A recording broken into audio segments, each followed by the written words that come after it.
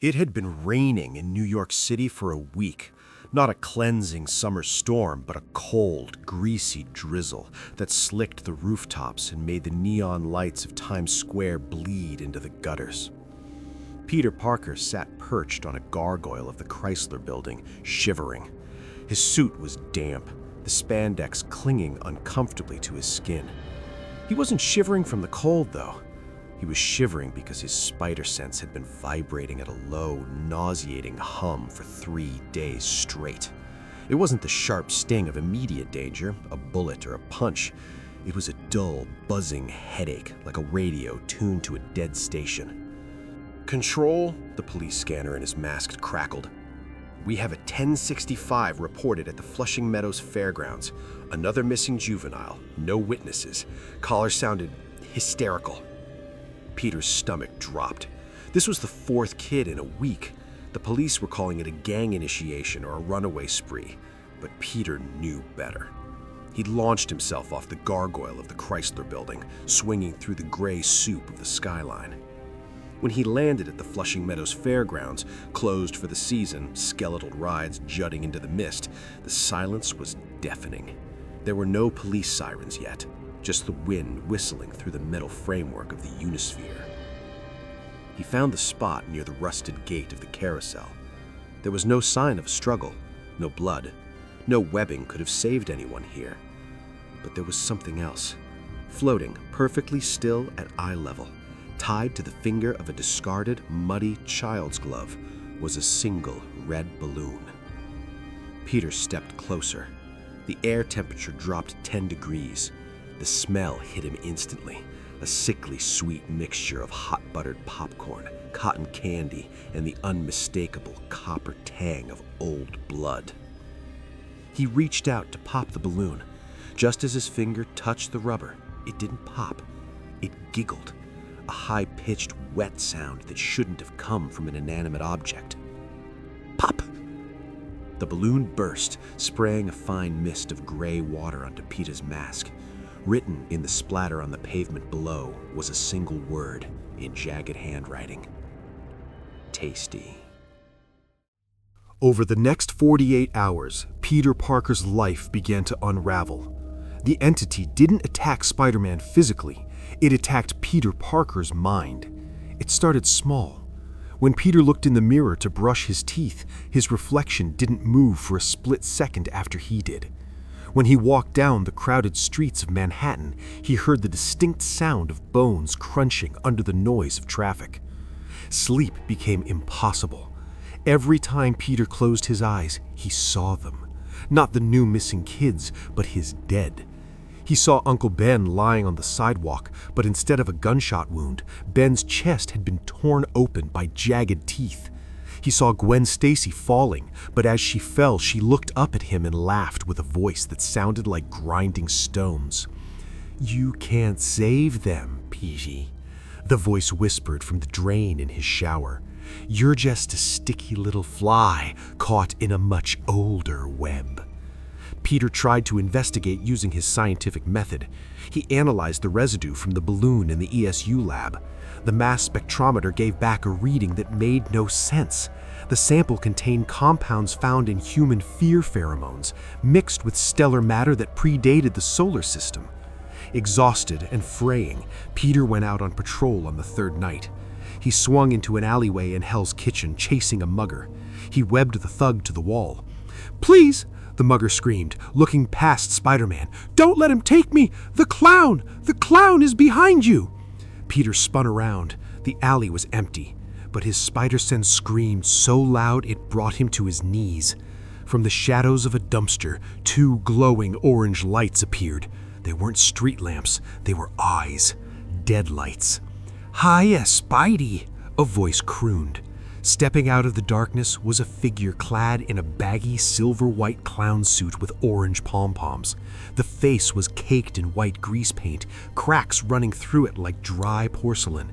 Its smile was too wide, stretching unnaturally towards its ears. "You what are you?" Peter asked, his voice shaking. He tried to fire a web, but his shooters jammed. "I am the Eater of Worlds," the clown said, doing a mocking little dance. "But you can call me Pennywise. I've been watching you, Peter.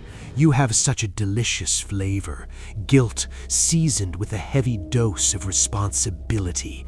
It makes the meat so tender." Pennywise's face shifted. In a blink, he wasn't a clown. He was the Green Goblin. Then he was a rotting corpse of Tony Stark. Then he was a giant hairy spider.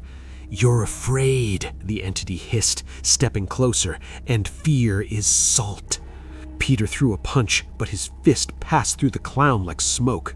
Pennywise reformed behind him and whispered in his ear, "Come to the dark, Peter.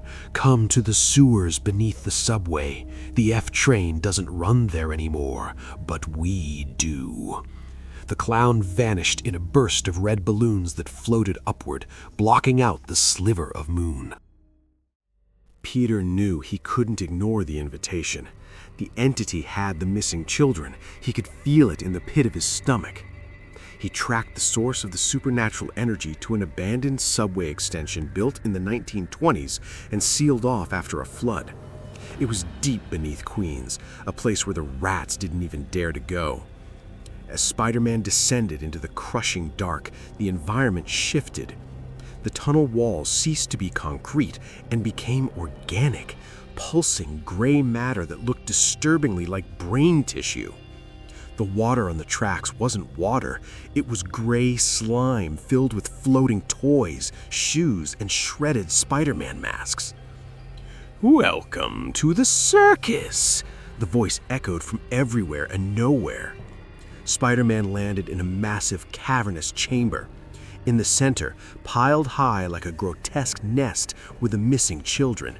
They were floating, suspended in midair, eyes rolled back, caught in a catatonic trance. Standing guard was Pennywise. This time, he was massive, 15 feet tall, his limbs elongated like a spider's, razor-sharp claws clicking against the ground. "Let them go," Peter said. He tried to sound brave, but his voice cracked. "They are floating, Peter," Pennywise roared, his mouth unhinging to reveal rows of shark-like teeth. "And you'll float too." The battle began. It wasn't a fight of punches and kicks. Spider-Man leaped, twisting in the air, but Pennywise was faster, moving with a jerky stop-motion horror. The clown struck Peter, sending him crashing into the organic walls. Every time Pennywise hit him, Peter experienced a psychic flash of his worst nightmares. Aunt May dying alone because he wasn't there. Mary Jane despising him. The world burning because he wasn't strong enough. Peter lay in the muck, mask torn, ribs broken. The fear was paralyzing. He curled up, the weight of his failures crushing him. Pennywise loomed over him, drool sizzling on the ground. "Delicious," it purred. "Give up. Sleep. Join the deadlights." Peter looked at the floating children. He looked at the monster. He felt the fear coursing through him, hot and cold. And then his scientific mind clicked. "He's feeding," Peter realized. "He's not killing me yet because he's farming me. He needs the fear." Peter forced himself to stand. His legs trembled. "You know," Peter wheezed, coughing up blood, "for an ancient cosmic horror, your fashion sense is terrible. Seriously? Pom-poms in 2024? Pennywise paused. The orange eyes narrowed. "What?" "And the teeth," Peter continued, forcing a laugh. It sounded manic, edged with hysteria, but it was a laugh. "You need a dentist, Chuckles, or maybe a breath mint. You smell like the dumpster behind a seafood buffet." "Silence!" Pennywise shrieked, shifting shape into a massive scorpion. "No, really!" Peter leaped over a striking tail, adrenaline surging. He wasn't suppressing the fear, he was converting it. He was using his humor, his oldest shield, to devalue the currency the monster traded in. "You're not a god. You're just a bully. A big, ugly, cosmic bully who picks on kids because you're too scared to pick on someone your own size." Peter fired a web line, not at the monster, but at a cluster of stalactites above the creature. "And you know what we do to bullies and queens?" Peter lunged, frustration radiating off him. The flavor of the fear had changed. It was sour now, spoiled by mockery. "We flush 'em!" Peter yanks the web line. The stone stalactites crash down, not piercing the monster's skin, but shattering the illusion of the chamber. Light from the street level, miles above, filtered down through a ventilation shaft Peter had spotted. The light hit Pennywise. The creature shrieked, its form destabilizing. It couldn't hold its shape against a mind that refused to break. "I am eternal!" Pennywise screamed, shrinking back into the clown form, his skin bubbling. "You're a bad joke," Spider-Man retorted, standing tall despite his injuries. "And the punchline sucks!"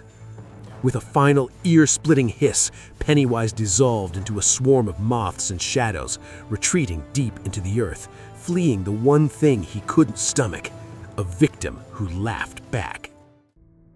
The organic walls turned back into cold, wet concrete. The floating children gently drifted to the ground, waking up confused and terrified, but alive. Peter moved among them, checking pulses, offering comfort. He was exhausted, his body screaming in pain, his mind feeling like it had been scrubbed with sandpaper. Police and paramedics eventually found the entrance Peter signaled. He watched from the shadows of a ventilation grate as the kids were loaded into ambulances. He saw the tears of reunion, the flashing lights, but he didn't feel the usual warmth of a job well done. He felt cold. He swung home through the rain, which had finally begun to let up, but the city felt different. The shadows seemed deeper. Every storm drain he passed seemed to whisper. Peter Parker sat on the edge of his bed in his dark apartment. He had stitched up his wounds, but the scars on his mind were fresh. He walked to the window.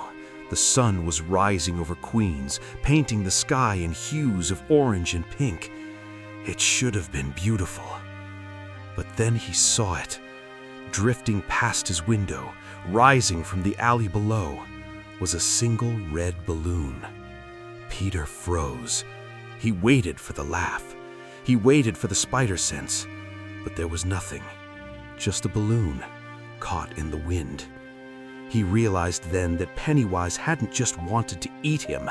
He wanted to leave a mark. He wanted Peter to question reality, to doubt his safety, to look at a simple child's toy and feel a spike of terror. Peter closed the blinds, shutting out the sun. He sat in the dark, mask in his hands, knowing that while he had won the fight, the war for his peace of mind had only just begun. Somewhere in the sewers, deep in the dark, a faint rhythmic dripping echoed. Drip, drip, laugh.